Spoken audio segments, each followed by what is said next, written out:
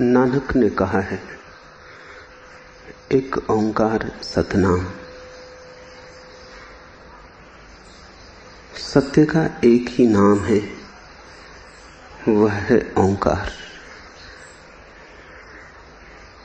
ओंकार में भारत की सारी खोज समा जाती है। इस एक छोटे से शब्द में भारत की अनंत अनंत काल की खोज का सारा रस समाया हुआ है। जिसने इस एक शब्द को समझ लिया उसने सब समझ लिया। जो इस एक शब्द से वंचित रह गया वो कुछ और समझ ले, उस समझने का कोई भी मूल्य नहीं। इसलिए इस एक शब्द को बहुत ध्यान से समझने की कोशिश करना। पहले कुछ प्राथमिक बातें। पहली तो बात, ओंकार को शब्द कहना ठीक नहीं, मजबूरी है। कुछ कहना पड़ेगा इसलिए इस शब्द कहते हैं, लेकिन ओंकार शब्द नहीं। जैसे और सब शब्द हैं वैसा ओंकार शब्द नहीं, क्योंकि सभी शब्दों का कुछ अर्थ है, ओंकार का कोई भी अर्थ नहीं। ओंकार अर्थातीत है। शब्द में तो अर्थ होता है, ओंकार में कोई अर्थ नहीं है। ओंकार शुद्ध ध्वनि है, लेकिन उसे ध्वनि कहना भी मजबूरी है। कुछ कहना पड़ेगा इसलिए कहना पड़ता है। बहुत ध्वनियां हैं जगत में, लेकिन सभी ध्वनियां दो वस्तुओं के आघात से पैदा होती। उनके लिए पारिभाषिक शब्द है आहत नाद। दो हाथ को टकराओ ताली बजती है, दो पत्थरों को टकराओ आवाज होती है। ओंकार अनाहत नाद है। वो दो वस्तुओं के टकराव से पैदा नहीं होता, वो एक हाथ की ताली है। शब्द नहीं कह सकते क्योंकि अर्थातीत है, शब्द में तो अर्थ होना चाहिए। ध्वनि नहीं कह सकते क्योंकि सभी ध्वनियां आघात से पैदा होती हैं। ओंकार अनाहत है, वो आघात से पैदा नहीं होता। तीसरी बात, तुम जिस ओंकार का पाठ करते हो, जिस ओंकार की रटन लगाते हो, जिस ओंकार का जाप करते हो, नानक या दादू उस ओंकार की बात नहीं कर रहे। क्योंकि तुम तो जिसकी रटन लगाओगे वो ही आहतनाद हो जाएगा, वो भी कंठ की टकराहट होगी। तो ओंकार का जाप कोई कर नहीं सकता है। ओंकार के जाप के लिए तैयार हो जाओ तुम, एक दिन जाप उतरता है। इसलिए ओंकार को जाप नहीं कह सकते। ज्ञानियों ने उसे अजपा कहा है। उसका जाप नहीं किया जा सकता है, क्योंकि जाप तो तुम कर सकते हो, ओंकार ओंकार ओंकार, लेकिन वो तो तुम्हारी कंठ की ही टकराहट है। वो तो तुम्हारा ही पैदा हुआ ओंकार है। वो तो तुमसे पैदा हुआ तुम्हारी संतान है। और जिस ओंकार की चर्चा हो रही है वो तो वो ओंकार है जिसकी हम सब संतान हैं। तुम अपने पिता के पिता नहीं बन सकते। जब तुम ओंकार को जपते हो तब तुम पिता को पैदा करने की कोशिश कर रहे हो, तब तुम पिता के पिता बनने की चेष्टा में लगे हो। नहीं, साधक ओंकार को जप नहीं सकता। जपने के द्वारा केवल अपने भीतर उस व्यवस्था को निर्मित करता है जिसमें अजपा उतर आए। सारी साधनाएं सिर्फ निमंत्रण है, चेष्टाएं हैं तुम्हें तैयार करने की, ताकि तुम्हारी तैयारी में वो संबंध साज बैठ जाए जहां अनाहत बजने लगता है। ओंकार जपा नहीं जाता, ओंकार सुना जाता है। ओंकार जपा नहीं जाता, ओंकार हुआ जाता है। जब ओंकार उतरता है तब तुम नहीं बचते, ओंकार ही रहता है। ओंकार महामृत्यु है। इसलिए वो महामंत्र है। बाकी सब मंत्र है, ओंकार महामंत्र है। एक बहुत आश्चर्य की बात है कि भारत में 3 बड़े धर्म पैदा हुए, हिंदू, जैन, बौद्ध। तीनों में बड़ा विभेद है, सिद्धांतों की बड़ी टकराहट है। तीनों की मान्यताएं ऐसी अलग अलग हैं कि उनमें कोई तालमेल बिठाना संभव नहीं। कोई लाख समन्वय बिठाए, इन 3 में समन्वय बैठ नहीं सकता। वो तो त्रिकोण के 3 कोण हैं, उनको तुम पास नहीं ला सकते। लेकिन एक मत पर वे सब राजी हैं, वो है ओंकार। बौद्ध, जैन, हिंदू इस एक अनूठे शब्द पर राजी हैं। इस संबंध में कोई विरोध नहीं, इस संबंध में एकदम मतैक्य है। तो ऐसा लगता है कि ईश्वर भी गौण है, उस पर भी विवाद हो सकता है या नहीं। आत्मा भी गौण है, उस पर भी चर्चा चलने की सुविधा है या नहीं। जैन ईश्वर को नहीं मानते, बौद्ध तो आत्मा को भी नहीं मानते, लेकिन ओंकार को तीनों ही मानते। ओंकार लगता है आत्मा और परमात्मा से भी बड़ा, निर्विवाद वही एक मालूम होता है। और ऐसा केवल भारत के धर्मों के संबंध में ही सच नहीं है, भारत के बाहर पैदा हुए धर्म भी ओंकार को अनजाने रूप से मानते हैं। उनकी व्याख्या में थोड़ी भूल हो गई है। व्याख्या में भूल का कारण है, जब ओंकार की ध्वनि सुनी जाती है तो अगर तुम ठीक ठीक सजग न हुए, अगर तुम बिल्कुल ही न मिट गए और तुम्हारे मन की कहीं किसी कोने कातर में कोई छाया छिपी रही, तो तुम शुद्ध ध्वनि को न पकड़ पाओगे। तुम्हारा मन ध्वनि को उतना तोड़ देगा। भारत के तो सभी धर्मों ने मन को मिटाने की चेष्टा की है, इसलिए जब मन मिट जाता है तो ओंकार की शुद्ध ध्वनि सुनाई पड़ती है। भारत के बाहर जो धर्म पैदा हुए, जीव, इस्लाम, ईसाईयत, उन तीनों ने मन को मिटाने की चेष्टा नहीं की है, बल्कि मन को शुद्ध करने की चेष्टा की है। शुद्ध होके भी मन बचता है, पूरा नहीं मिट जाता है, बिल्कुल शुद्ध हो जाता है, पारदर्शी हो जाता है, हवा की तरह हो जाता है। तुम छू भी नहीं सकते, पता भी नहीं चलता कि है, लेकिन होता है। मन के न हो जाने पर जो ओंकार सुनाई पड़ा था, तब तो हमने ओंकार को सीधा पकड़ लिया। मन के होने पर, शुद्ध मन के होने पर जो सुनाई पड़ा, तो रूप थोड़ा बदल गया। मन ने थोड़ी सी झंझट, थोड़ी सी विकृति पैदा की। इसलिए मुसलमान, यहूदी और ईसाईयत अपनी प्रार्थनाओं के अंत में जिस शब्द से पूर्ण करते हैं प्रार्थना को, ओमीन या अमीन, वो ओम का ही रूप है। और उनके पास भी उसका कोई उत्तर नहीं कि अमीन का क्या अर्थ होता है। वो ओम का ही रूप है, ओम, ओमन, अमीन। अंग्रेजी में 3 शब्द हैं, omnipresent, omnipotent, omniscient. अंग्रेजी भाषाविद बड़ी कठिनाई में पड़ते हैं, क्योंकि वो इन शब्दों का मूल नहीं खोज पाते। ये आते कहां से? ये शब्द बड़े अनूठे हैं। ओमनी साइंट का अर्थ होता है जिसने सब देख लिया, लेकिन ओमन कहां से आता है? वो ओम का ही रूप है। जिसने ओम देख लिया उसने सब देख लिया। ओमनी प्रेजेंट का अर्थ है जो सब जगह मौजूद है, लेकिन वो ओमन कहां से आता है? वो ओम का ही रूप है।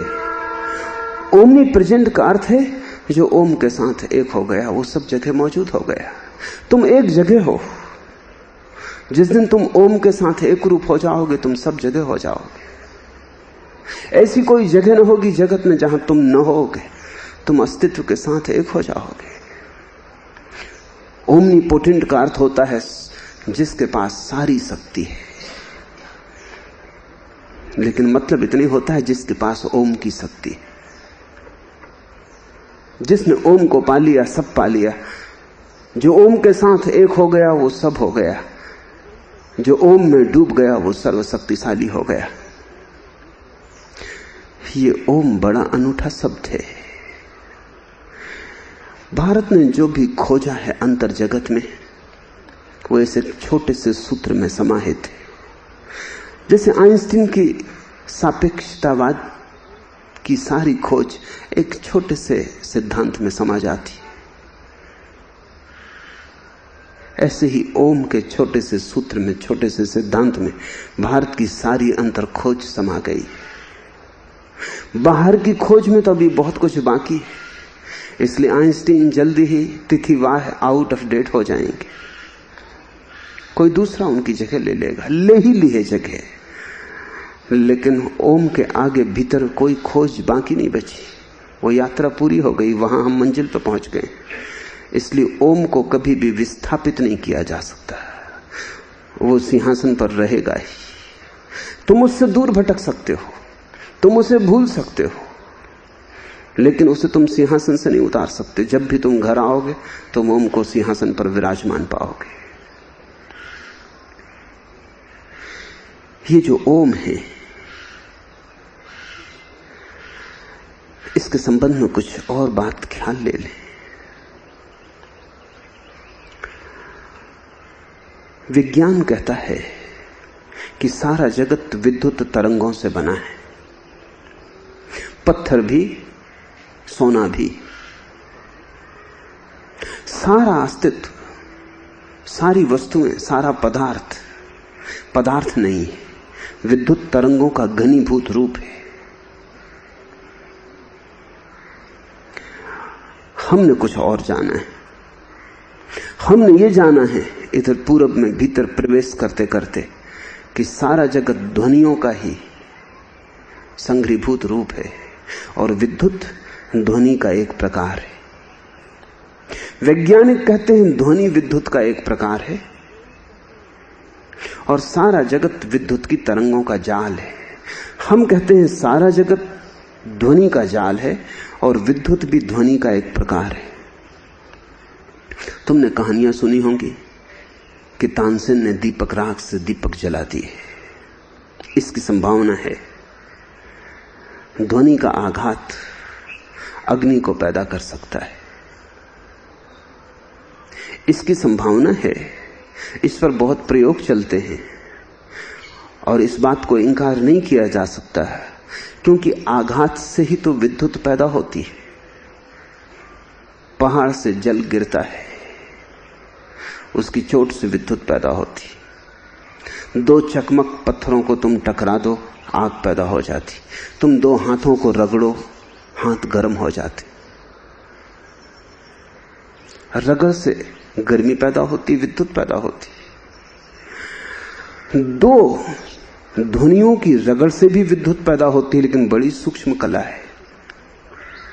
शायद शास्त्र भूल गया हो, हमें याद ना रहा हो कैसे हम दो ध्वनियों को टकराएं। लेकिन अगर कभी किसी ने, तानसेन ने या किसी ने भी दो ध्वनियों को टकराना सीख लिया हो तो दिए जल सकते। जब दो पत्थरों के टकराने से आग पैदा हो सकती तो दो ध्वनियों के टकराने से क्यों पैदा नहीं हो सकती? टकराहट ऊष्मा पैदा करती, गर्मी पैदा करती है। और अब तो विज्ञान भी धीरे धीरे शिथिल हुआ है, उसकी पुरानी जिद नहीं रही, पुरानी अकड़ नहीं रही। रस्सी तो जल गई है, पर जली हुई रस्सी में भी पुरानी अकड़ तो रह जाती, बस उतनी ही अकड़ विज्ञान में बची। हजारों प्रयोग चल रहे हैं सारी पृथ्वी पर जो विज्ञान को जड़ों से उखाड़े डाल रहे हैं। ध्वनि पर बहुत प्रयोग हुए। इंग्लैंड में एक बहुत प्रसिद्ध प्रयोगशाला है दिलावार, वहां उन्होंने बड़े प्रयोग किए। विशेष संगीत के प्रभाव में बेमौसम में वृक्षों में फल आ जाते, विशेष संगीत के प्रभाव में वृक्ष दुगनी गति से बढ़ते, विशेष संगीत के प्रभाव में मां के गर्भ का बच्चा बहुत तीव्रता से परिपुष्ट होने लगता है। जो पौधा बिना संगीत के साल भर में बड़ा होता है, वो 2 महीने में उतना बड़ा हो जाता है संगीत के साथ। पौधे सुनते हैं।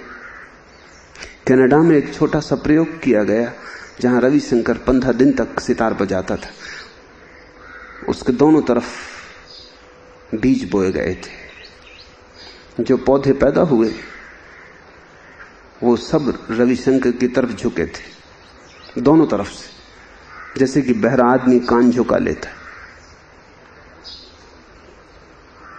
वो सब पौधे झुके हुए पैदा हुए। एक भी पौधा नहीं था जो संगीत सुनने को उत्सुक ना हो। भवन के बाहर दूसरे बीज बोए गए थे। उसी दिन जिस दिन भवन के भीतर के बीज बोए गए वो सब सीधे पैदा हुए थे। क्या हुआ? पौधे सुनने को आतुर थे, और बाहर जो पौधे थे वे आधे ही बढ़े। 15 दिन के प्रयोग में भीतर के पौधे दुगने बढ़ गए। उनकी शान और थी। ध्वनि में भोजन है, जीवन है। ऐसा आदमी खोजना कठिन है जो संगीत से आंदोलित ना होता हो, जिसके पैर न थिरकने लगते हो, जिसके हाथ ताल न देने लगते हो, जिसके भीतर कोई धुन न बजने लगती हो। और अब तो वैज्ञानिक कहते हैं कि धातुएं भी, पौधे तो ठीक, धातुएं भी संगीत से प्रभावित होती हैं। अगर कोई धातु को संगीत सुनाया जाए तो उसमें जंग लगना मुश्किल हो जाता है। इस बात की बहुत संभावना है कि अशोक की लाठ जो दिल्ली में खड़ी है, जिसको वैज्ञानिक नहीं समझ पाए अब तक कि उस पर जंग क्यों नहीं लगती, क्योंकि सदियों से खड़ी है। वर्षा, धूप, सब मौसम आते हैं जाते हैं। अभी तक वैज्ञानिक ऐसा कोई स्टेनलेस स्टील पैदा नहीं कर सके जो सदियों तक धूप में, वर्षा में बाहर पड़ा रहे और जिस पे जंग का एक दाग ना आया हो। मेरी अपनी समझ यह है कि बहुत गहन संगीत में उस लाट को तैयार किया गया है। बड़े मंत्रोच्चारों के बीच उस लाट को तैयार किया गया है। मंत्र उसे अब भी सुरक्षित किए, वो अब भी उसकी रक्षा कर रहे हैं। इजिप्त के पिरामिड हैं, वे पिरामिड इतने बड़े पत्थरों से बने हैं कि हमारे पास अभी जो क्रेनें हैं विकसिततम, वो भी उन पत्थरों को उठाने में समर्थ नहीं। और आज से 5000 या 4000 साल पहले उन पत्थरों को ले जाने का कोई उपाय नहीं मालूम पड़ता। और जहां वो पिरामिड बने हैं वहां पास पत्थरों की कोई खदान नहीं है। सैकड़ों मील दूर खदानें हैं, रेगिस्तान में खड़े हैं पिरामिड। तो पत्थरों को सैकड़ों मील दूर से लाया गया है। उन दिनों क्रेनों का कोई सवाल नहीं उठता, क्योंकि कोई प्रमाण नहीं मिलता कि एक भी क्रेन थी या कोई यंत्र था। निहत्थे आदमियों ने उनको ढोया है। ये बिल्कुल असंभव है। ये हो कैसे सकता है? लेकिन ध्वनि का शास्त्र कहता है एक विशेष ध्वनि की अवस्था में वस्तुएं निर्भर हो जाती। तुमने भी शायद कभी गौर किया होगा, जब तुम नाचते हो, प्रसन्न होते हो, गीत तुम्हारे हृदय में गूंजता है, तो तुम्हें बोझ नहीं मालूम पड़ता, तुम एकदम हल्के हो जाते हो। जब पैर जमे होते हैं और नाच पैदा नहीं होता, जब हृदय बंद होता है और गीत नहीं फूटता, और कहीं चारों तरफ कोई नृत्य की पुकार नहीं आती, तब तुम अपने को पाते हो जैसे पत्थर हो गए और बजनी हो गए। तुमने ख्याल किया होगा, साधारण मजदूर आज भी जब किसी बड़े पत्थर को उठाते हैं तो बड़ा हो हल्ला मचाते, लेकिन उस हो हल्ले में एक संगीत होता है, हैया है। ये ध्वनि अगर बार बार दोहराई जाए तो मजदूर बड़े से बड़े पत्थर को उठा लाता है। तुमने नाविकों को मझधार में नदी को पार करते देखा हो पूर की, तो हैया है। जब नदी बहुत टक्कर देने लगती है और आदमी की ताकत कमजोर पड़ने लगती है, तब स्वर को पुकारा जाता है। स्वर तत्क्षण बचा लेता है, बड़ी ताकत दौड़ जाती है भीतर। स्वर में छिपी हुई ऊर्जा है। ओंकार का अर्थ है मूल स्वर, जिससे फिर सब स्वर पैदा हुए, मूल स्रोत। आज उससे हमारे संबंध छूट गए, नाता नहीं रहा। हम भूल ही गए उन शिखरों को जो छू लिए गए थे। हम सोचते हैं दुनिया जैसे पहली बार सभ्य हो रही है। भ्रांति है। दुनिया बहुत बार सभ्य हो चुकी है और दुनिया ने बहुत बार बड़ी उत्तुंग ऊंचाइयां पाली और फिर उत्तुंग ऊंचाइयां खो जाती। अब आज प्रार्थना कोरा शब्द है, पूजा एक औपचारिकता है। मैं एक घर में मेहमान था, इकलौता बेटा घर का, देर तक सो के नहीं उठा था। तो माँ उससे कह रही थी कि बेटा उठो, तुम ऋषि मुनियों के देश में पैदा हुए हो, ब्रह्म मुहूर्त में उठना चाहिए। उस बेटे ने बिस्तर में ही पड़े पड़े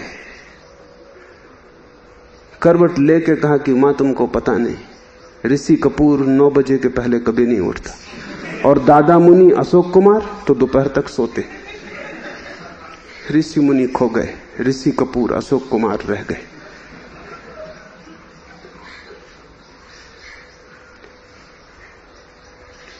प्रार्थना कोरा शब्द है, पूजा एक ढोंग है, जाप निरर्थक मालूम होता है। भगवान का नाम लोग जानते ही नहीं, कैसे लें, कब लें।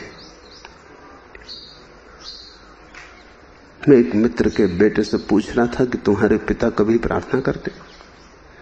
उसने कहा कल ही कर रहे थे। मैं थोड़ा चौंका, क्योंकि उनके पिता से प्रार्थना का कोई संबंध जुड़ेगा इसकी आशा भी नहीं की जा सकती। मैंने पूछा बताओ क्या प्रार्थना की? उन्होंने कहा शाम को ही भोजन के वक्त प्रार्थना कर रहे थे। बोले हे भगवान, फिर वही मूंग की खिचड़ी। बस प्रार्थना इतनी हो गई। प्रार्थना एक शिकायत है। एक मित्र कल सांझ को ही मुझे मिलने आए थे। वो कहते हैं परमात्मा से वो नाराज हो गए। प्रार्थना करते थे, पूजा करते थे, ध्यान करते थे और बच्चा पैदा नहीं हुआ तो वो नाराज हो गए। हे भगवान, फिर मूंग की खिचड़ी। तो अब वो प्रार्थना नहीं करेंगे, पूजा नहीं करेंगे, नाराज। ये प्रार्थना कैसी, ये पूजा कैसी, ये अर्चना कैसी? ये कोई सौदा है? तुम परमात्मा पर कोई एहसान कर रहे थे।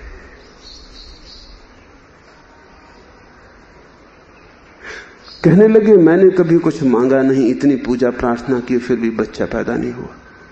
अगर मांगा ही ना था तो ये सवाल ही क्यों उठता है कि फिर बच्चा पैदा ना हुआ? मांग तो रही ही होगी। तुम्हारी पूजा झूठी है, तुम्हारी पूजा रुस्वत से ज्यादा नहीं। तुम परमात्मा की रुस्वत कर रहे हो। तुम कोशिश कर रहे हो फुसलाने की उसे, ताकि तुम्हारे भीतर छिपी हुई जो वासना है उसे वो पूरा कर दे। तुम परमात्मा को अपनी वासना का चाकर बनाना चाहते हो। भक्त तो कहते हैं माने चाकर राखो जी। प्रार्थना जो करते हैं तो मीरा कहती है गिरधर मुझे अपना नौकर बना लो। तुम परमात्मा को नौकर बनाने की कोशिश में लगे हो। बस वहीं चूक हो जाती। अगर कुछ भी मांगा तो प्रार्थना खो गई, अगर कुछ भी चाहा तो पूजा पूजा न रही, भ्रष्ट हो गई, कुरूप हो गई।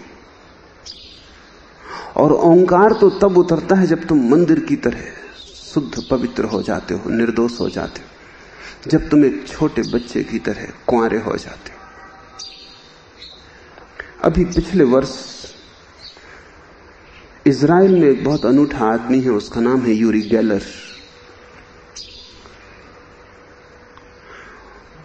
वो सिर्फ इशारे से, बिना वस्तुओं को छुए उनको तोड़ मरोड़ देता है।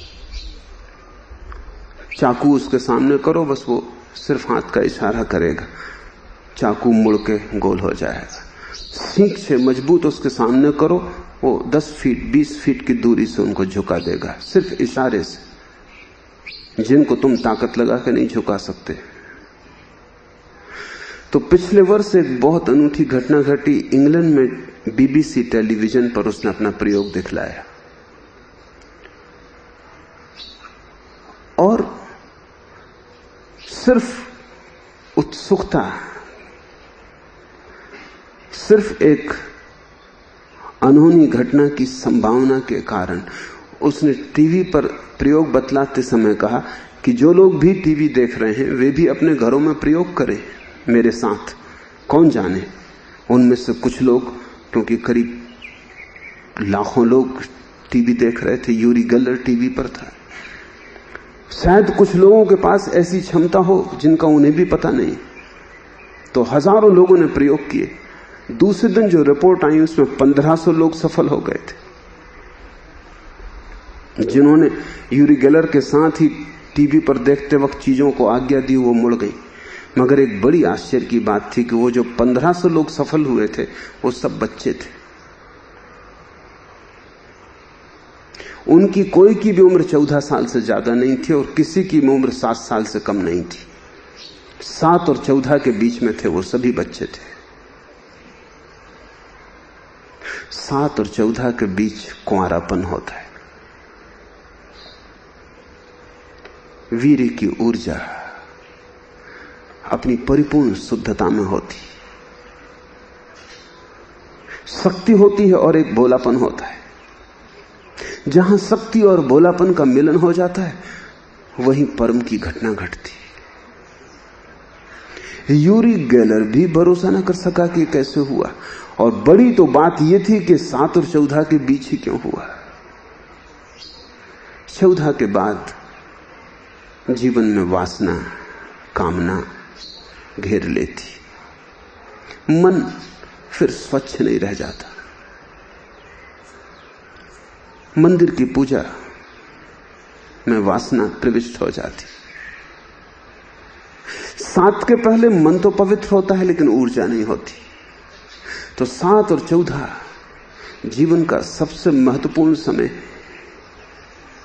और वही बर्बाद किया जा रहा है, सारी दुनिया में बर्बाद किया जा रहा है। इसलिए इस देश में तो हम उन सारे क्षणों का बड़ा उपयोग करते थे। 7 वर्ष का होते ही बच्चे को हम गुरुकुल भेज देते थे, वो जंगल चला जाता था। वहां से हम उसे 21 के पहले नहीं बुलाते थे। 14 की उम्र के 7 वर्ष पहले हम उसे भेज देते थे और 14 के बाद 7 वर्ष तक और उसे वहां रहने देते थे, ताकि जिस पावनता को उसने अनुभव किया है उसमें गहन हो जाए, सुदृढ़ हो जाए। फिर जब वापस लौटे जगत में तो जगत उसे छू भी ना सके, वो जगत से गुजर जाए लेकिन जगत उसे स्पर्श भी ना कर सके। फिर वो विवाह भी करेगा लेकिन उसका ब्रह्मचर्य खंडित ना होगा। उसके बच्चे भी पैदा होंगे लेकिन कामना कभी उसको विकृत ना करेगी। ये सब कर्तव्य होगा, करना है इसलिए वो करेगा, लेकिन उसका बिस्तर सदा बंधा रहेगा कि कब ये पूरा हो जाए कि मैं वापस लौट जाऊं। क्योंकि जो स्वाद उसने चख लिया है उन थोड़े से शक्ति के क्षणों में वो बुलाए चला जाता है। उसकी पुकार अहिर्निश सुनाई पड़ती है। सोता है, जागता है, दुकान पर काम करता है, बच्चों को बड़ा करता है, लेकिन वो पुकार खींचती। स्वाद एक बार लग जाए परमात्मा का तो फिर बात ही और हो जाती। तुम पूजा तो करते हो बिना स्वाद के, प्रार्थना करते हो बिना स्वाद के, और प्रार्थना भी करते हो, पूजा भी करते हो कुछ पाने के लिए। नहीं, तुम ओंकार को कभी ना जान पाओगे। अगर ओंकार को जानना है सब कामना छोड़ देनी होगी, मांग ही छोड़ देनी होगी, खाली हो जाना होगा। दादू इसी महामंत्र के संबंध में बात कर रहे हैं, समझने की कोशिश करें। सबदे बंध्या सब रहे, सबदे सब ही जाए, शब्दे ही सब उपजे, शब्दे समय सबे समाए। शब्द से अर्थ है ओंकार, शब्दों का शब्द ओंकार। शब्दे बंधा सब रहे। अगर तुम्हारे भीतर ओंकार की धुन बजे तो तुम्हारे भीतर एक एकता होगी, तुम बंधे रहोगे, टूट फूट ना जाओगे, खंड खंड ना हो जाओगे, अखंड रहोगे। जैसे माला में पिनका पिरोया हुआ धागा माला के मनकों को बांधे रखता है, ऐसे ओंकार की ध्वनि अगर तुम्हें सुनाई पड़ने लगे तो तुम्हारे जीवन के सब मन के अनसयुत हो जाएंगे, एक माला बन जाएगी। अभी तुम सिर्फ मनकों का एक ढेर हो, माला नहीं, क्योंकि धागा नहीं। जो तुम्हारे सब कृत्यों में, सब भावों में, सब विचारों में समा जाए और सबको एक एकता में बांध ले। मनस्विद कहते हैं कि आदमी एक भीड़ है, ठीक कहते हैं। तुम भीड़ हो, तुम्हारे भीतर बहुत आदमी हैं, आदमी ही आदमी है, तुम एक बाजार हो। तुम्हारे भीतर एक का अभी जन्म नहीं हुआ, क्योंकि एक के जन्म के लिए तो तुम्हें एक होना पड़ेगा, तुम्हें भीड़ को समेटना होगा, तुम्हें खंड खंड जो तुम बट गए हो उस सबको जोड़ना होगा। ओंकार सीमेंट है, जोड़ता है, खंड को खंड से एक कर देता है, अखंड का जन्म होता है। और जिस दिन तुम अखंड होते हो उस दिन कैसी चिंता, कैसा तनाव, सारा तनाव, सारी चिंता, सारी बेचैनी भीड़ की वजह से कोई पश्चिम की तरफ खींच रहा है तुम्हारे भीतर का हिस्सा, कोई पूरब की तरफ खींच रहा है, कोई नरक जाना चाहता है, कोई स्वर्ग जाना चाहता है, कोई पूजा करना चाहता है, कोई वैश्या का विचार कर रहा है। कुछ भी तुम कर नहीं पाते, एक स्वरता नहीं है। करते भी हो तो अधूरा होता है, प्रार्थना करने भी बैठे हो तो वहां मन नहीं होता है, बस एक छोटा सा हिस्सा गुनगुनाए चला जाता है। वो ऐसी ही हालत होती है जैसे तुम रेडियो सुन रहे हो और बैटरी बिल्कुल फीकी हो गई, बामुश्किल सुनाई पड़ता है कुछ। ऐसी ही तुम्हारी प्रार्थना है, पूरी ऊर्जा नहीं बहती, ऊर्जा कहीं और जा रही है। तुम स्वर्ग भी पहुंच जाओ तो भी तुम पूरे न पहुंचोगे, तुम्हारा एक आध टुकड़ा पहुंचेगा, बाकी तुम नरक में पड़े रहोगे। और दोनों के बीच जो दूरी होगी वही तुम्हारा तनाव है। तनाव का एक ही अर्थ है कि तुम्हारे टुकड़ों के बीच बड़ी दूरी है, बड़ा खिंचाव है। एक हाथ एक तरफ खींचा जा रहा है, दूसरा हाथ दूसरी तरफ खींचा जा रहा है। यही तो बेचैनी है। एक ही चैन है दुनिया में और वो है जब तुम एक हो जाओ। दादू कहते हैं शब्दे बंधा सब रहे, शब्दे सब ही जाए, शब्दे ही सब उपजे, शब्दे सबे समाए। उसी से तो बंधन, उसी में तो तुम एक होते हो, वही तो तुम्हें जोड़ता है। और तुम्हें ही नहीं, सारा अस्तित्व ओंकार से जुड़ा है। जब तुम परिपूर्ण शून्य हो जाओगे तब भी तुम्हें धुन सुनाई पड़ती रहेगी, वो शून्य की धुन होगी, वही ओंकार है। शून्य का संगीत है ओंकार। तुमने कभी रात का सन्नाटा सुना है? सन्नाटे का भी एक संगीत है। जब कोई भी आवाज नहीं होती तब भी एक आवाज बच रहती। जब सब शोरगुल खो जाता है तब उस सन्नाटे में भी एक स्वर होता है। ऐसे ही जब तुम्हारे भीतर का सब भीड़, सब शोरगुल खो जाएगा तब तुम्हारे भीतर तुम्हें एक स्वर सुनाई पड़ेगा, वही ओंकार है। शून्य का संगीत है ओंकार। और तुम्हें ही नहीं बांधे हुए, सारे अस्तित्व को बांधे हुए, साधे हुए, वही है आधार। उसके बिना सब बिखर जाएगा। शब्दे बंधा सब रहे, शब्दे ही सब जाए। और अगर वो शब्द तुमसे खो जाए तो तुम एक बिखरी हुई स्थिति में हो जाते हो। तब तुम्हारी आकृति विकृत हो जाती, तुम्हारा रूप कुरूप हो जाता है, तुम्हारे कंठ में बांसुरी नहीं बजती, तुम्हारी आंखों में ओझ नहीं रह जाता, तुम्हारे जीवन की धारा जगह जगह टूट जाती है, जैसे कभी ग्रीष्म के दिनों में नदियां टूट जाती। एक डबरा भरा है, फिर रेत आ गई, फिर थोड़ा सा डबरा रह गया, फिर रेत आ गई। जो ओंकार से जुड़ा है वो पूर आई नदी की भांति है, अखंड है, स्रोत से लेकर अंत तक, गंगोत्री से लेकर गंगा सागर तक एक है। शब्द ही सब उपजे, इस ओंकार से ही सबका जन्म हुआ है और इस ओंकार में ही सबको लीन हो जाना है। क्योंकि हमारी समझ से, अंतर खोजियों की दृष्टि से ओंकार की ध्वनि इस जगत का सारभूत तत्व है।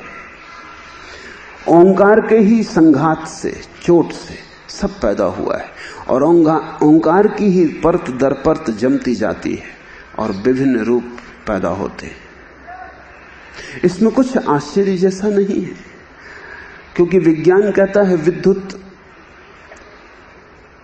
से सारी चीजें पैदा हुई हैं। क्या फर्क पड़ता है विद्युत से पैदा हो या धुन से पैदा हो? दोनों ही बातें समझ में आने जैसी, लेकिन ये भेद क्यों है? क्योंकि विज्ञान बाहर से खोजता है। बाहर से जो चीज विद्युत जैसी दिखाई पड़ रही है, वही चीज भीतर से धुन जैसी दिखाई पड़ती है। एक तो है मकान के बाहर से देख जाने वाला आदमी, और एक है अतिथि की तरह मकान के भीतर आ जाने वाला आदमी। धर्म और विज्ञान में यही फर्क है। विज्ञान बाहर बाहर घूमता है, तो बाहर की रेखा और परिधि को पहचान लेता है ठीक से। धर्म अंतर्ग्रह में प्रवेश करता है और भीतर से चीजों को जानता है। दोनों के मध्य में कला का जगत है, कवि का, चित्रकार का, मूर्तिकार का। मूर्तिकार दोनों के बीच है, चित्रकार दोनों के बीच है, कवि दोनों के बीच है। कवि साधारणता तो बाहर हो जाता है, साधारणता तो बाहर रहता है, लेकिन कभी मौका मिल जाए तो चोर की तरह भीतर प्रविष्ट हो जाता है। कला एक तरह की चोरी है। कभी कभी चोर तुम्हारे घर में रात के अंधेरे में घुस आता है। वो अतिथि नहीं है, वो निमंत्रित भी नहीं है, सामने के द्वार से भी प्रवेश नहीं किया है। वस्तुतः तो जब मेजबान सोया है तब वो आता है। अगर मेजबान जागा हो तो वो आएगा ही नहीं।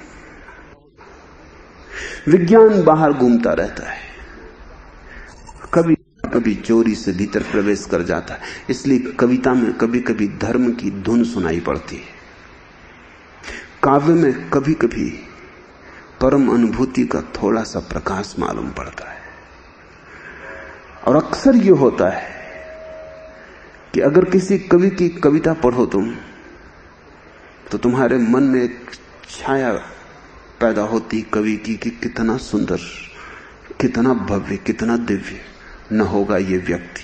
मगर भूल के व्यक्ति को मिलने मत जाना, नहीं तो तुम उसे बैठे किसी होटल में चाय पीते पाओगे या बीड़ी सुलगाते पाओगे और तुम बड़े हैरान होगे, बड़े उदास कि इतनी ऊंचाई थी कविता की और ये कवि कहां पड़ा है। और कवि तुम्हें बिल्कुल साधारण आदमी मालूम पड़ेगा, उसका कोई कसूर भी नहीं, साधारणता वो बाहर रहता है। मौके बेमौके, अंधेरे उजाले, कभी समय पाके चोरी से भीतर घुस जाता है। धर्म अतिथि की तरह भीतर प्रवेश करता है, आमंत्रित अतिथि की तरह तैयार होकर प्रवेश करता है। इसलिए हमने इस मुल्क में कवियों को दो शब्द दिए, दोनों का मतलब एक होता है। और दुनिया की किसी भाषा में कवि के लिए दो शब्द नहीं है, सिर्फ भारत की भाषाओं में। एक को हम कवि कहते हैं, दूसरे को हम ऋषि कहते हैं। दोनों का मतलब एक ही है, दोनों का मतलब है दृष्टा। जिसने देखा। लेकिन दोनों में फर्क क्या है? एक ने चोर की तरह देखा, घुसा वो भी घर के भीतर, मगर डरा डरा घुसा। घुसा वो भी लेकिन बिना तैयारी के घुसा। घुसा वो भी लेकिन योग्य न था और घुसा। घुसा वो भी लेकिन मालिक जब सोया था तब घुसा। थोड़ी खबर ले आता है, जैसा कि चोर भी घर के भीतर की थोड़ी खबर देगा, लेकिन अंधेरे में बहुत ज्यादा देखा नहीं जा सकता है। और घबराया हुआ, डरा हुआ दूसरे के घर में कितना देख पाएगा? थोड़ा बहुत खबर ले आता है। धर्म तैयार होकर भीतर जाता है, साधक तैयारी करता है, अपने को योग्य बनाता है, पात्र बनाता है, प्रतीक्षा करता है तब तक द्वार पर, जब तक कि बुला ना लिया जाए। द्वार पे दस्तक भी नहीं देता, क्योंकि जब राजी हो जाऊंगा, योग्य हो जाऊंगा, मालिक के योग्य हो जाऊंगा, बुला लिया जाऊंगा। प्रतीक्षा करता है। तब वो जो देखता है वो बात ही, और वो है ऋषि। उपनिषद के कवियों को हम ऋषि कहते हैं। ऋषि मुश्किल से कभी 1000 कवियों में एक कवि ऋषि होता है। ऋषि का मतलब है जो उसने जाना है वो सिर्फ जाना नहीं, वो उसका जीवन भी है। और कवि का अर्थ होता है जिसने जाना है वो अलग, उसका जीवन अलग। तुम उसके जीवन में खोजबीन करने मत जाना। तुम उसकी कविता को पढ़ना और कविता से कुछ पा सको तो पा लेना, लेकिन कवि को खोजने मत जाना, अन्यथा निराशा हाथ लगेगी। अगर कवि को खोज के भी तुम्हें कविता ही दिखाई पड़े कवि में, तो वो ऋषि है। ऐसा कभी कभी होता है, कोई एक रविंद्रनाथ, कोई एक खलील जिब्रान सिर्फ कवि नहीं होता, ऋषि भी होता है। तब वो सिर्फ गाता ही नहीं, जो गाता है उसे जीता भी है। उसके शब्द शब्द ही नहीं होते, उसके शब्द में उसके प्राण की धड़कन होती है। तब वो अपने को उंडेलता है और जाना है उसने, जी कर जाना है। चोरी से, खिड़की से, पीछे के द्वार से झलक नहीं ली है। मेहमान की तरह परमात्मा के भवन का वासी बना है, और जो वहां मेहमान की तरह रहा है वो सदा के लिए रूपांतरित हो जाता है।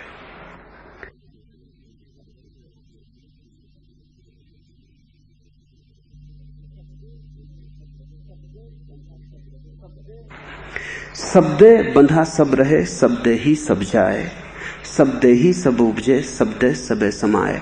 उसको जिसको विज्ञान बाहर से देखता है और कहता है विद्युत, उसे धर्म भीतर से देखता है और कहता है शब्द। और दोनों के बीच में कवि है, कला है, वो उसे कहती है रस। रसो वैसा, रस से ही सब बना है। लेकिन सारा रस झरता है उस ओंकार से, और जिसको विज्ञान विद्युत की तरह जानता है वो उसी ओंकार की ऊष्मा है, गर्मी, उसी ओंकार के प्राण का स्पंदन है। दादू शब्दे ही सच पाइए, शब्दे ही संतोष, शब्दे ही स्थिर भया, शब्दे ही भागा शोक। दादू शब्दे ही सच पाइए। सच के पाने का और कोई उपाय नहीं। सोचने से न पाओगे, विचारने से न पाओगे। लाख सिर पटको,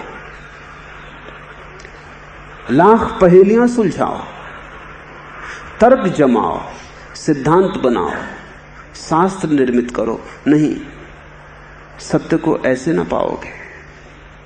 सत्य को पाने का ढंग दर्शन शास्त्र नहीं है। शब्द को पाने का ढंग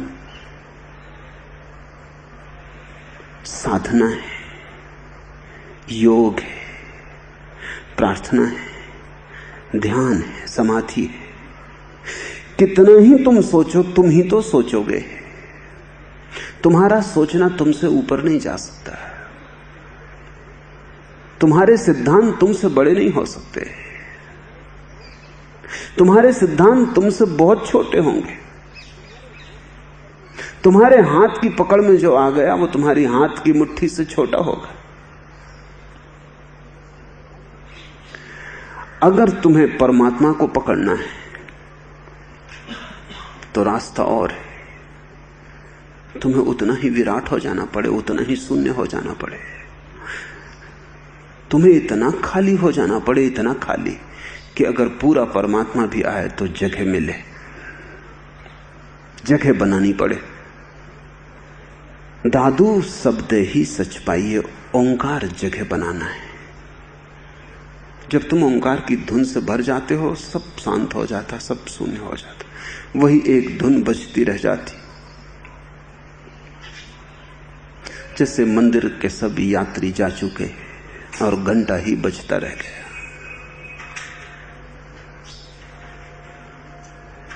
हर मंदिर के द्वार पर हमने घंटा लटका रखा है, कारण है द्वार के बाहर ही घंटा लटका रखा है। और हर मंदिर के यात्री को घंटे को बजाकर ही प्रवेश करना है। तुम ये मत सोचना कि घंटा बजाना कोई काल बैल जैसा मामला है कि दरवाजे पे घंटी लगी ताकि भीतर के मालिक को पता चल जाए। वो कोई भगवान झपकी खा रहे हैं उनको जगाने के लिए नहीं, कि शायद सो रहे हों या शायद कोई निजी गुफ्तगू में लगे हों तो जरा घंटा बजा के खबर कर देनी, जैसा घर में लोग खांस खकार के प्रवेश करते। नहीं, मंदिर के द्वार पर घंटा प्रतीक है कि ध्वनि उसका द्वार है, ध्वनि से उस तक पहुंचोगे। वो जो घंटनाद है वो तो सिर्फ सूचना है इस बात की कि असली द्वार ध्वनि है, और अगर उसमें प्रवेश करना है तो ध्वनि को साधो, ध्वनि के योग बनो। तुमने कभी देखा शास्त्रीय संगीतज्ञ बैठता है अपने सितार को लेकर, तो लोग तो ऊब जाते हैं, अभी संगीत शुरू नहीं हुआ, वो साज ही बिठा रहे हैं, ठोंका ठाकी कर रहे हैं, तार ठीक कस रहे हैं, तबलेबाज तबले को ठोंक रहा है। लोगों को बड़ी हैरानी होती कि क्या कर रहे हो, ये घर से करके आ गए होते, ये आधा घंटा इसमें खराब करना है।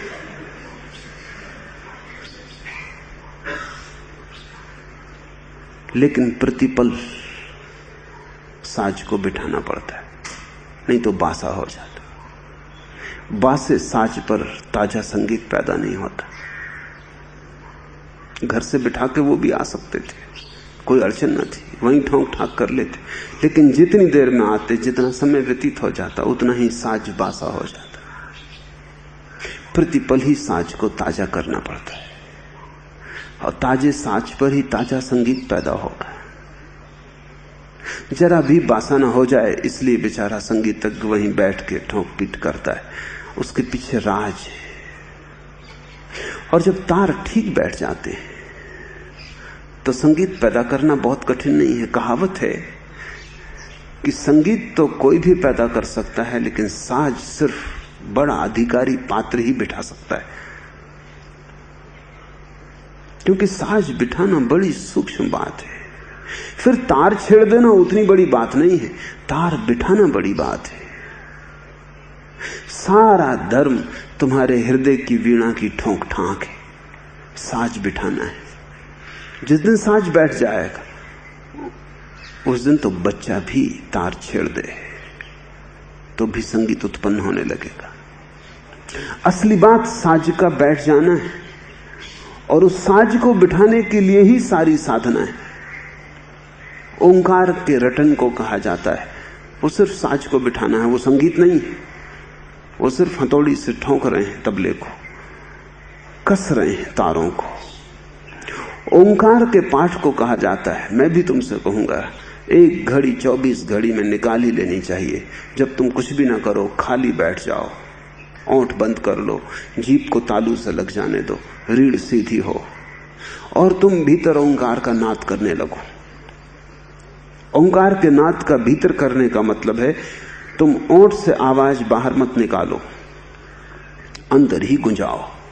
लेकिन गुंजाओ इतने जोर से कि बाहर लोगों को सुनाई पड़े, ओंठ से ना निकले, सुनाई जरूर पड़े, तुम्हारे रोए रोए से निकले। तुम एक गूंज बन जाओ। बड़ा मीठा अनुभव होता है, भीतर जैसे अमृत झरने लगता है थोड़े ही दिनों में। और ये अभी असली ओंकार नहीं है, नकली ओंकार इतना कर देता है। तो असली की तो बात ही मत करो, उसकी तो कोई तुलना ही नहीं हो सकती। तुम सिर्फ आंख बंद करके रीढ़ सीधी करके, रीढ़ सीधी इसलिए ताकि तुम्हारे भीतर सारा शून्य सीधा खड़ा हो जाए और तुम ओंकार को गुंजाने लगो। जब श्वास बाहर जाए तो तुम ओंकार की ध्वनि करो भीतर, ओम ओम। जब श्वास भीतर जाएगी तब तो ध्वनि ना कर पाओगे, तो एक रिदम, एक लय पैदा हो जाएगी।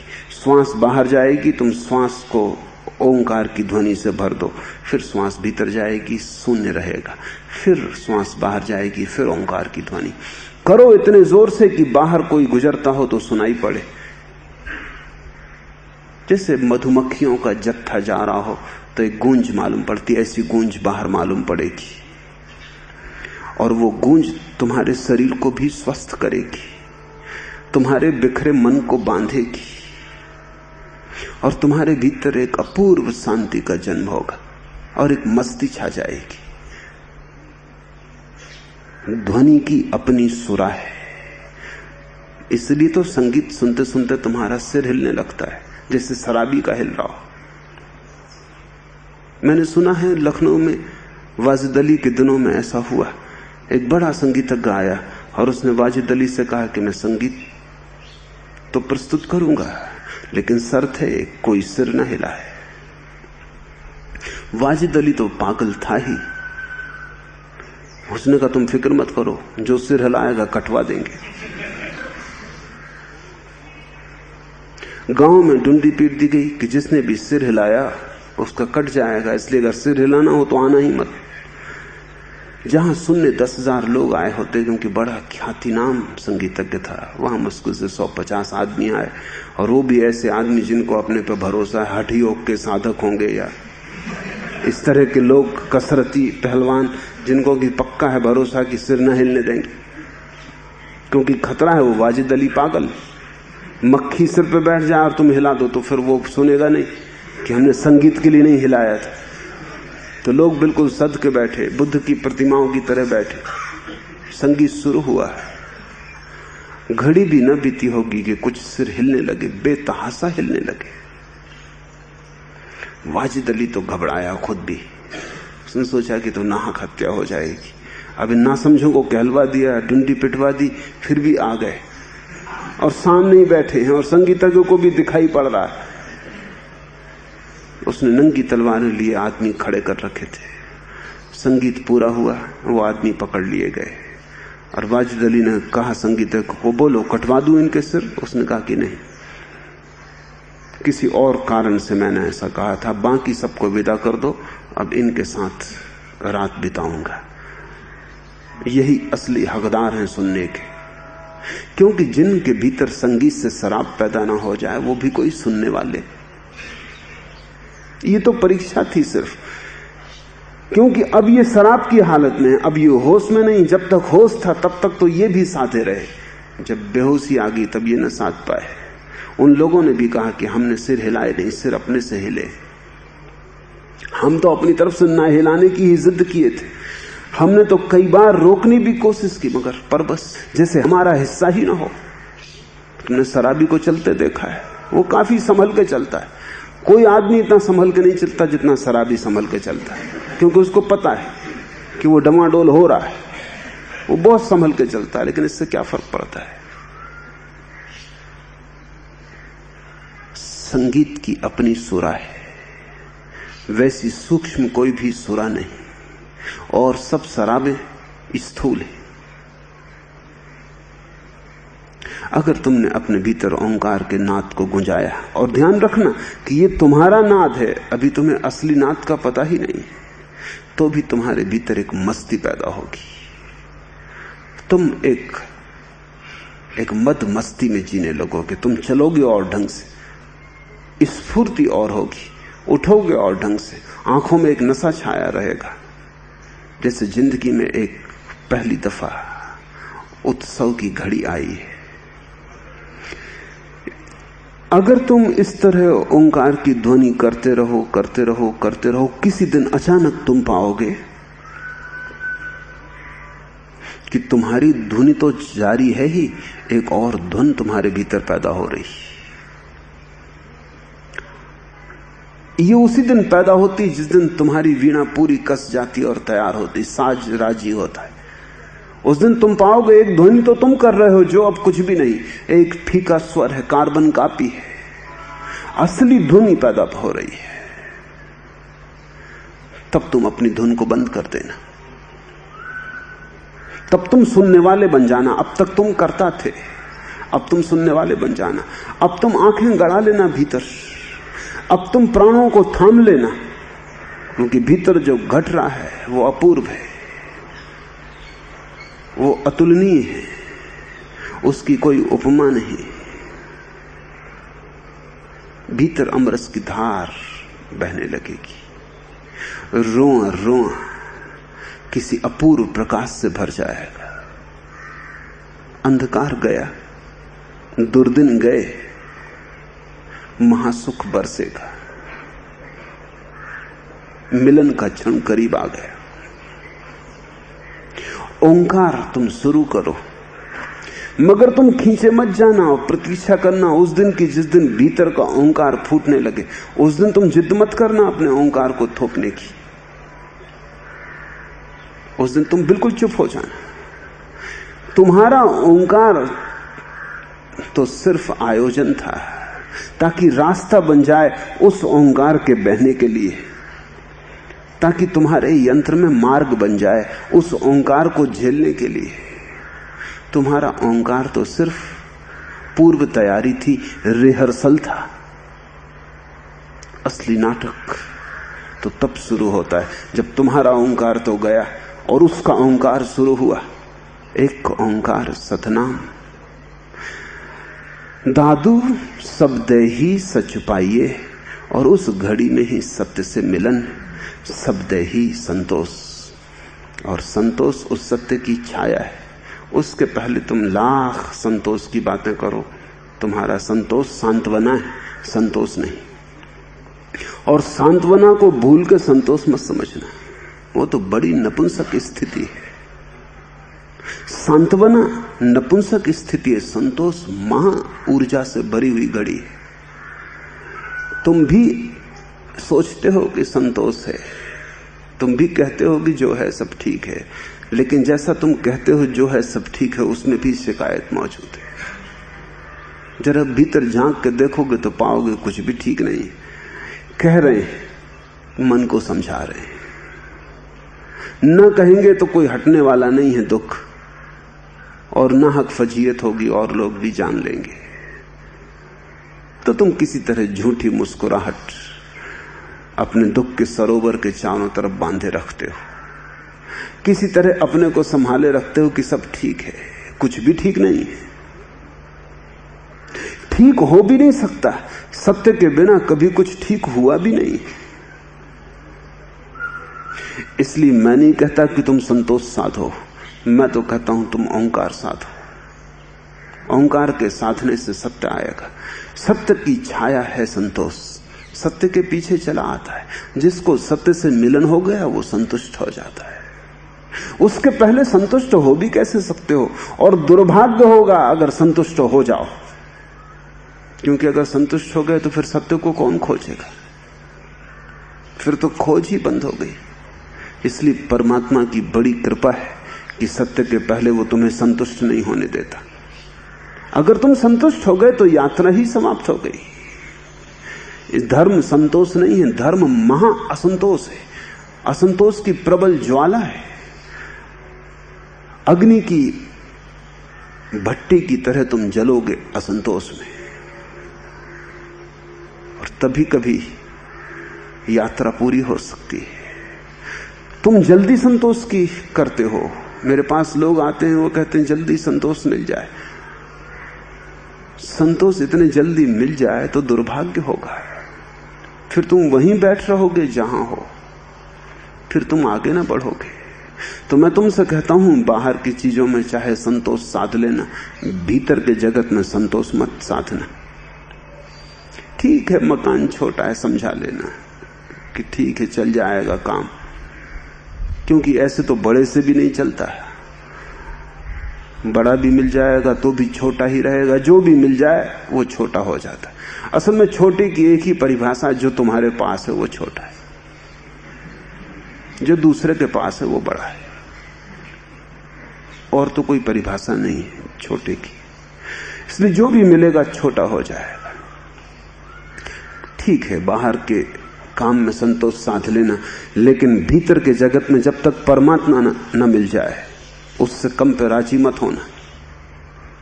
उससे कम पे अगर तुम राजी हो गए तो चूक जाओगे। तुमने पढ़ी है कथा, नचिकेता को उसके पिता ने भेज दिया यम के द्वार पर। यम 3 दिन बाद आया। यम की पत्नी ने बहुत कहा कि तू कुछ भोजन कर ले, विश्राम कर ले। उसने कहा कि नहीं, पहले तो जिस काम से आया हूं वो निपटाऊं, अभी कैसा विश्राम, अभी कैसा भोजन, कहीं भोजन विश्राम में भूल ना जाऊं। पहले तो मिलना है। द्वार पर ही नचिकेता को यम मिला। इस छोटे से लड़के की ऐसी उद्दम जिज्ञासा को देखकर यम का हृदय भी पसीज गया। वो सबसे कठिन हृदय होना चाहिए, क्योंकि मृत्यु का देवता है यम। वो भी पसीज गया। उसने कहा, तू मांग ले, घोड़े, हाथी, धन दौलत, हीरे जवाहरात। नचिकेता ने कहा, इनके मिल जाने से तृप्ति होगी। यम मुश्किल में पड़ा। उसने कहा, तू साम्राज्य मांग ले, सारी पृथ्वी का चक्रवर्ती बन जा। पर नचिकेता ने कहा, मेरे सवाल का जवाब दे, उससे मैं संतुष्ट हो जाऊंगा। यम झूठ ना बोल सका। जिज्ञासा प्रबल हो, मृत्यु भी झूठ नहीं बोल सकती। जिज्ञासा गहन हो तो यम भी धोखा नहीं दे सकता। इस छोटे बच्चे को धोखा देना मुश्किल। उसने कहा कि नहीं, ये तो मैं भी ना कह सकूंगा, नहीं, इससे संतोष तो ना मिलेगा। तू अनंत काल तक जीवन मांग ले, तुझे जितना जीना हो उतना जीना। पर वो नचिकेता अपनी जिद पर अड़ा रहा। उसने कहा कि उससे क्या होगा, एक दिन तो फिर आखिर में मरूंगा। क्या इससे अमृत मिल जाएगा, लंबा जीवन, अमृत का मिलन हो जाएगा, संतुष्ट हो जाऊंगा। यम ने कहा, तू जिद्दी है, नहीं, उससे भी संतोष ना मिलेगा। तो नचिकेता ने कहा, जब आप दे ही रहे हैं वरदान ऐसे उदार हृदय से, तो मुझे वही रास्ता बता दें जिससे अमृत मिल जाए और संतुष्टि हो जाए। नचिकेता की तरह बैठे रहना द्वार पर जीवन के, जब तक की संतुष्टि न मिल जाए तब तक जीवन कुछ भी दे, कई भुलावे देगा जीवन। कहना कि ठीक है सब, धन्यवाद, पर अपने भुलावे अपने पास रखो। मेरी अग्नि मेरे पास, मेरी प्यास मेरे पास, मेरी जलन मेरे पास, मेरा विरह मेरे पास, जलूंगा। लेकिन अब वर्षा तो वही चाहिए जो आखिरी हो। इन छोटी मोटी वर्षाओं से क्या होगा, फिर आग पैदा होगी, फिर जलूंगा। आखिरी वर्षा चाहिए।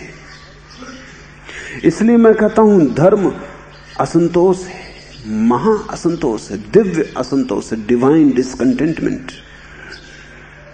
और जो उस असंतोष से गुजरता है वही किसी दिन संतोष को उपलब्ध हो पाता है। लेकिन संतोष सीधा नहीं मिलता, वो तुम्हारी चेष्टा से नहीं मिलता। दादू शब्दे ही सच पाइए, शब्दे ही संतोष, शब्दे ही स्थिर भया, शब्दे भागा शोक। उस ओंकार की ध्वनि में ही सत्य से मिलन होता, संतोष आ जाता। उस ओंकार की धुन में ही स्थिरता आती, स्थिर हो जाता प्राण, सारी चंचलता खो जाती, सारी भागदौड़ आपाधापी मिट जाती, और उसी क्षण शब्दे ही भागा शोक, और सारा दुख तिरोहित हो जाता। जानने वालों की दृष्टि में चंचलता दुख है, जानने वालों की दृष्टि में स्थिर हो जाना सुख है। जो स्थिर है वो सुखी है, जो दौड़ रहा भाग रहा वो दुखी है। तुम सोचते हो उल्टा, तुम्हारा तर्क यह है कि दुखी हूं इसलिए भाग रहा हूं, और तुम किसी को बैठे देखते हो, किसी बुद्ध को बोधि वृक्ष के नीचे, तुम कहते हो सुखी हो इसलिए बैठा। मामला उल्टा है, ये बैठा है इसलिए सुखी है, तुम दौड़ रहे हो इसलिए दुखी हो। तुम भी बैठ के देखो, तुम कहते हो बैठे कैसे, जब तक सुख न मिलेगा हम बैठेंगे ना, तब तो सुख कभी मिलेगा नहीं, क्योंकि वो बैठने से मिलता है। तुम कहते हो अभी अगर दौड़ धूप बंद कर दी तो क्या होगा, अभी तो बहुत सुख बाकी पड़े हैं, दुख ही दुख जीवन में पाए हैं, थोड़ा तो सुख ले लेने दो, थोड़ा तो दौड़ लेने दो, थोड़ा तो कुछ पा लेने दो, फिर बैठ जाएंगे। किसी ने कभी दौड़ के कुछ पाया? इतिहास में कोई सबूत है? एक आध भी? किसी ने कभी दौड़ के कुछ नहीं पाया। दौड़ के खोया भला, पाया नहीं। जिन्होंने पाया बैठ के पाया। बैठ जाने की कला ही बड़ी भारी कला है। बस तुम बैठ जाओ, दौड़ो मत, स्थिर हो जाओ। उसको कृष्ण ने गीता में स्थिति प्रज्ञ कहा है, जिसकी प्रज्ञा ठहर गई। ऐसे ठहर गई जैसे किसी भवन में जिसके द्वार दरवाजे बंद हों, हवा के झोंके ना आते हों, और दिए की ज्योति स्थिर होकर जलती, कपती नहीं। ऐसी जिसकी प्रज्ञा ठहर गई। शब्दे ही स्थिर भया, शब्दे ही भागा शोक। दादू शब्दे ही मुक्ता भया, शब्द से ही मुक्त हुआ। शब्दे समझे प्राण, और शब्द से ही जीवन का रहस्य जाना। शब्दे ही सूझे सबे, शब्द से ही आंख खुली, सूझना शुरू हुआ। शब्दे सुलझे जान, और शब्द से ही जितनी उलझने थी सुलझी। ये शब्द ओंकार की तरफ इशारा है। क्यों नानक, दादू, कबीर शब्द कहते हैं? कारण है। वो कहते हैं ओंकार सीधा सीधा कहना ठीक नहीं, वो बड़ी नाजुक बात है, उसे इशारे से कहते हैं। यहूदियों में एक पुराना रिवाज है कि परमात्मा का नाम मत लो, क्योंकि नाम लेना बहुत सीधा हो जाता है, शोभा नहीं देता। भारत में रिवाज है कि पत्नी पति का नाम नहीं लेती, शोभा नहीं देता, थोड़ा सा बेहुदा लगता है। इतना सीधा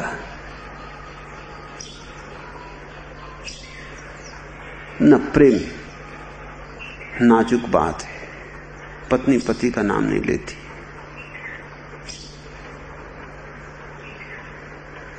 भक्त भगवान का नाम नहीं लेता।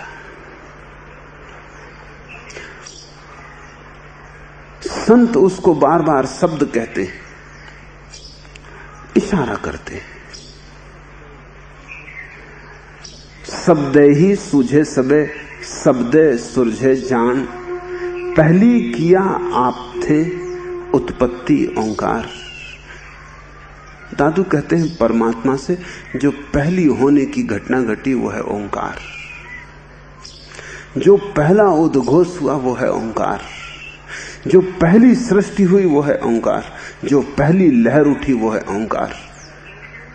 ध्यान रखना, परमात्मा में जो पहली लहर है वही तुम में अंतिम लहर होगी, अगर परमात्मा में जाना है। ओंकार पहली लहर है परमात्मा की, अर्थात हुआ परमात्मा संसार में आया, सृष्टा सृष्टि बना, लहर उठी। अगर तुम्हें वापस जाना है तो उसी मार्ग से लौटना होगा। ओंकार अंतिम बात होगी तुम्हारे जीवन में, उसके आगे परमात्मा है, उसके आगे फिर कुछ भी नहीं है। जिस दिन ओंकार भी शांत हो जाएगा, महाशून्य रह जाएगा, उस दिन सिर्फ परमात्मा रह जाता, उस दिन तुम परमात्मा हो। पहली किया आप थे उत्पत्ति ओंकार। ओंकार थे उपजे पंच तत्व आकार। और दादू कहते हैं कि फिर ओंकार से 5 महातत्व पैदा हुए। पृथ्वी आकाश जल अग्नि इत्यादि। सारा संसार फिर उसी शब्द की अलग अलग जोड़ों से निर्मित हुआ। दादू शब्द बाण गुरु साध के, दूर दिसंतर जाई, जेहि लागे सो उबरे, सूते लिए जगाई। दादू शब्द बाण गुरु साध के, और उसी ओंकार को गुरु अपनी प्रत्यंशा पर साधता है। उसी ओंकार को गुरु बाण की तरह अपने जीवन की प्रत्यंशा पर साधता है, खींचता है। शब्द बाण गुरु साध के, और फिर कोई भी दिशा और कितनी ही दूरी हो, इससे कोई फर्क नहीं पड़ता। अगर शिष्य राजी है तो कहीं भी हो, गुरु का बाण उसे छेद देता है। दूर दिसंतर जाए, क्योंकि उस ओंकार की ध्वनि के लिए न तो कोई दिशा है न कोई दूरी है।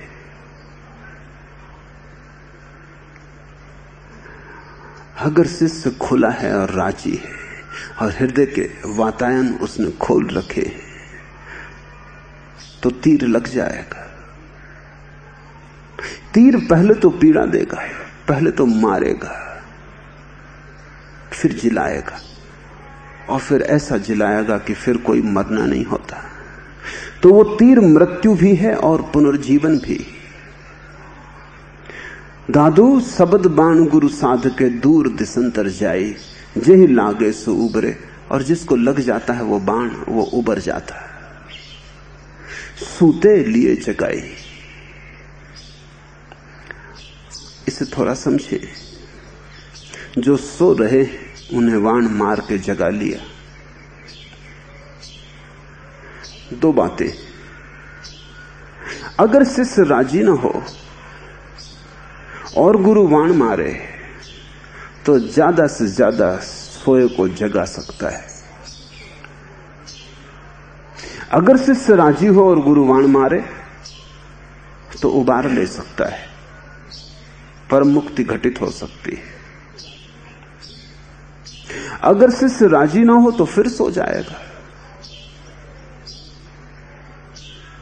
अगर शिष्य राजी हो तो फिर कोई सोने का उपाय न रहा। वही मुक्ति का अर्थ है। मुक्ति का अर्थ है ऐसे जागे कि फिर कोई सोना ना रहा, फिर सोने का कोई उपाय ना रहा। तो बहुत बार गुरु तब भी बाण मारता है जब तुम राजी नहीं हो, तब तुम्हें सिर्फ जगाता है। उतना तो गुरु अपनी तरफ से भी कर सकता है कि तुम्हें थोड़ा हिला दे, कपा दे और जगा दे। अगर तुम उस जागने का उपयोग कर लो और राजी हो जाओ तो दूसरी घटना भी घट सकती है, लेकिन वो तुम पर निर्भर है। कोई भी व्यक्ति किसी दूसरे को उसकी इच्छा के खिलाफ मुक्त नहीं कर सकता, और स्वभावता ये ठीक भी है, क्योंकि अगर मुक्ति भी कोई तुम्हें कर दे जबरदस्ती तो वो मुक्ति ही क्या रही। अगर तुम मुक्त भी तुम्हारी इच्छा के खिलाफ किए जा सको तो वो तो गुलामी हो गई। तो मुक्ति की परम घटना तो तुम्हारे राजी होने से ही घटती है। लेकिन तुम्हें जगाया जा सकता है, तुम्हें हिलाया जा सकता है, तुम्हें चौंकाया जा सकता है। और अगर तुम थोड़े भी समझदार हो तो उस चौंकाई हुई हालत का तुम उपयोग कर लोगे। अगर तुम बिल्कुल ना समझ हो तो तुम फिर करवट लेके सो जाओगे और शायद गुरु को एक गाली भी दे दोगे कि क्यों नाहक नींद खराब कर रहे हो, अपना काम देखो, हमें सोने दो।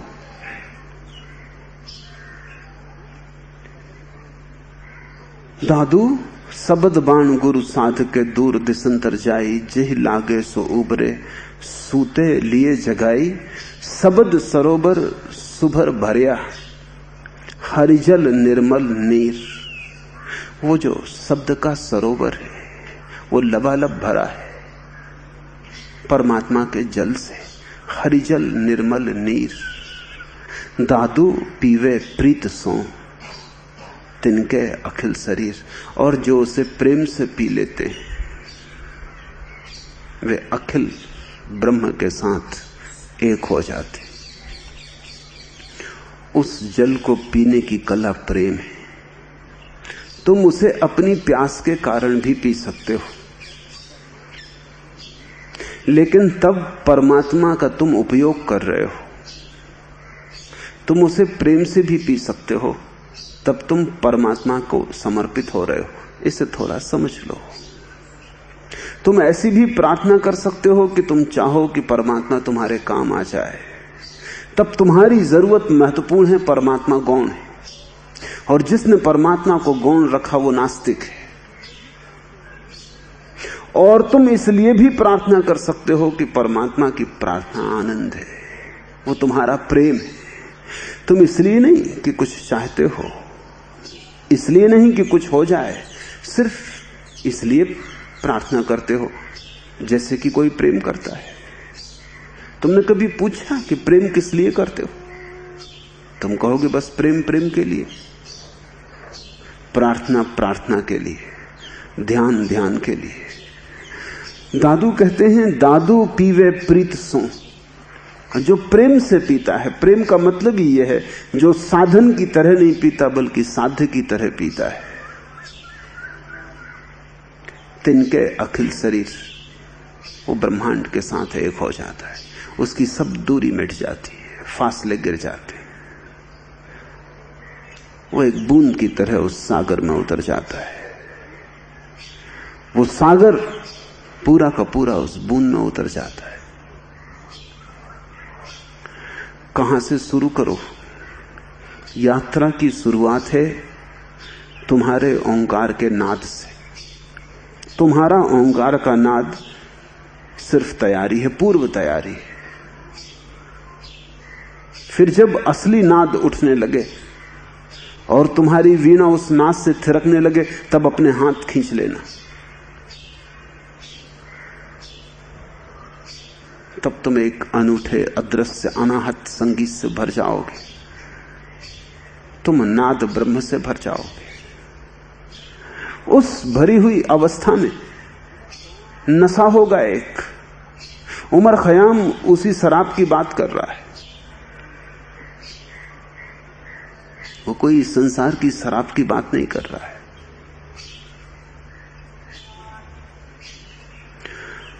तब तुम मदमाते जियोगे।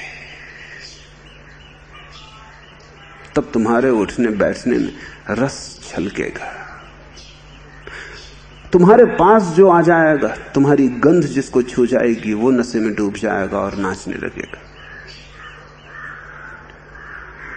उस मदमस्त दशा को ही जो पा लेता है, उसे सत्य की प्रतीति होनी शुरू होती।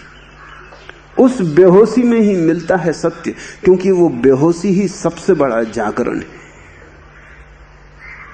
और जिसको मिला सत्य, संतोष सत्य की छाया है, उसके जीवन में परम संतोष छा जाता है। परमात्मा को साध्य समझना, साधन नहीं। प्रेम से पीना, कारण से नहीं। लाभ की दृष्टि से मत सोचना, नहीं तो वंचित रह जाओगे। उपयोगिता का भाव ही मत ले जाना वहां। जो उपयोगिता से चलता है वो हमेशा बाजार में पहुंच जाएगा, मंदिर कभी नहीं आ सकता। उपयोगिता के सभी रास्ते बाजार की तरफ जाते हैं। वहां तो प्रेम के दीवानों की बस्ती है। मंदिर की तरफ आना हो तो पागल प्रेमियों की तरफ आना होता है। दादू पीवे प्रीत सो, तिनके अखिल शरीर, सबद सरोवर सुभर भरिया, हरिजल निर्मल नीर। वो सरोवर तुम्हारी प्रतीक्षा करता है। जिस क्षण तुम राजी हो जाओगे, अचानक पाओगे आंख के सामने ही सरोवर है। जिस क्षण तुम्हारे भीतर का अनाहत बज उठेगा, अचानक पाओगे सब तरफ वही सरोवर है। हैरान होगे इतने दिन तक कैसे चूकते रहे। मछली सागर में प्यासी,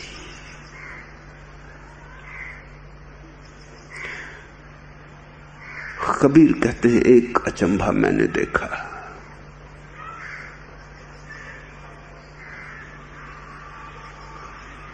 और वो अचंभा ये है कि मछली सागर में प्यासी। वो अचंभा तुम्हारे संबंध में, वो अचंभा मैं भी देखता हूं।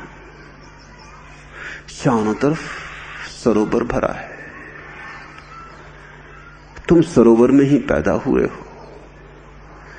तुम्हारे रोए रोए में सरोवर की तरंगे, तुम सरोवर हो और प्यासे।